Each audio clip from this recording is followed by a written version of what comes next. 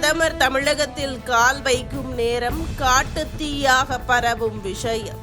கொண்டாட்டத்தில் இறங்கிய பாஜகவினர். மதுராந்தகத்தில் இன்று நடக்கும் பொதுக்கூட்டத்தில் பங்கேற்க பிரதமர் மோடி கேரள மாநிலம் திருவனந்தபுரத்தில் இருந்து இன்று பிற்பகல் 2:15 மணிக்கு சென்னை விமான நிலையம் வருகிறார். கூட்டம் முடிந்ததும் ஹெலிகாப்டரில் சென்னை விமான நிலையம் சென்று அங்கிருந்து விமானத்தில் டெல்லி புறப்பட்டு செல்கிறார்.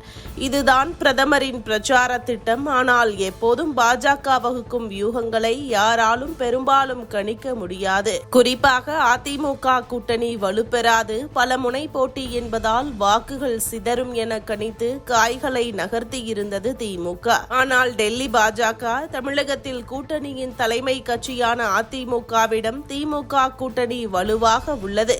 குறிப்பாக டிடிவி தினகரன் போன்றோர் கூட்டணியில் இல்லை என்றால் அது திமுகவிற்கு சாதகமாக முடியும் என உளவுத்துறை மூலம் கிடைத்த தகவல்களை திரட்டி எடப்பாடி பழனிசாமியிடம் பேசியது. அதன் விளைவாக யாரும் எதிர்பாராத வகையில் கூட்டணி கணக்குகள் முழுமையடைந்திருக்கின்றன.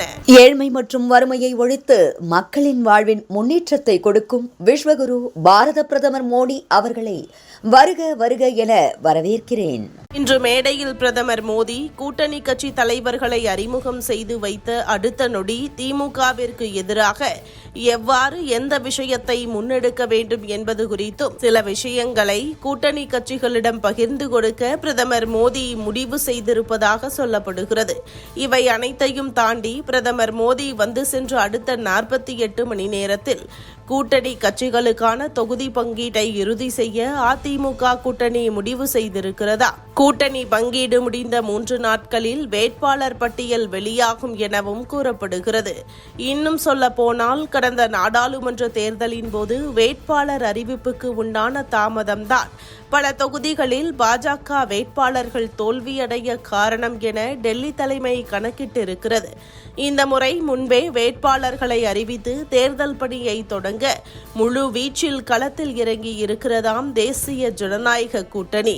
இந்த தேர்தலில் குறிப்பாக திமுகவை ஒரு கை பார்த்து விடலாம் என பல கட்சிகளும் தங்களுக்குள் உள்ள மனக்கசப்பை கடந்து ஒன்றிணைந்து திமுகவை எதிர்க்க இருப்பதால் நிச்சயம் இந்த முறை திமுக கூட்டணி ஆட்சியை இழக்கும் என்பதில் உறுதியாக பணிகளை தொடங்கி இருக்கிறதாம் தேசிய ஜனநாயக கூட்டணி.